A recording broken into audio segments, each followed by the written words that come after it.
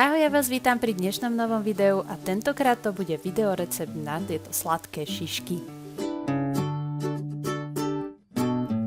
Budeme potrebovať 500 g hladkej múky,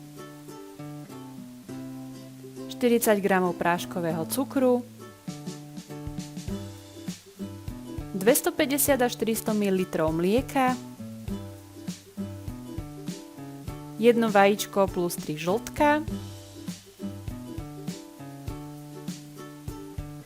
sušené droždie, rum a olej.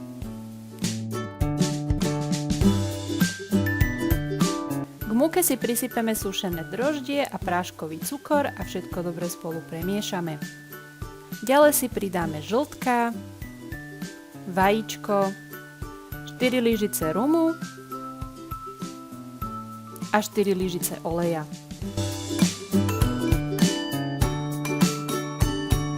Ďalej už len prilievame mlieko a postupne vypracujeme cesto.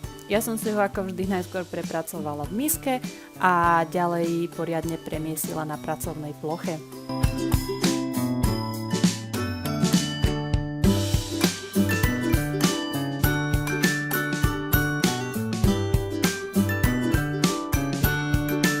Keď máme cesto vymiesené, dáme ho vykysnúť na teplé miesto na 1 až 2 hodiny.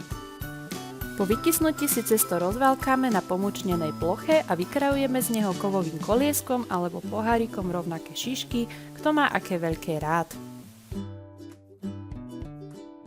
Pripravené šišky si prikryjeme a necháme ešte 30 minút odpočívať.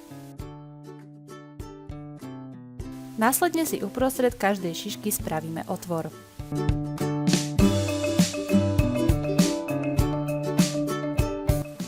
V hrnci alebo hlbšej pánvici si rozpálime olej, odporúčam dať ho radšej viacej, pretože šišky musia v oleji plávať. Šišky si z oboch strán vypražíme a odkladáme na papierové obrúsky odkvapkať od prebytočného tuku.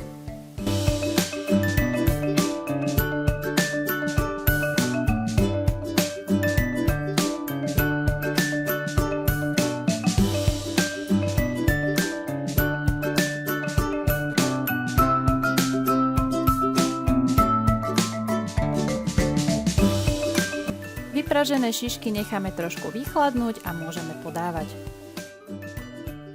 My ich máme radi s kyslou smotanou a džemom. A to už je z dnešného videa naozaj všetko. Ja dúfam, že sa vám tento recept páčil. Ďakujem vám za zhliadnutie a budem sa tešiť pri ďalšom videu. Ahoj!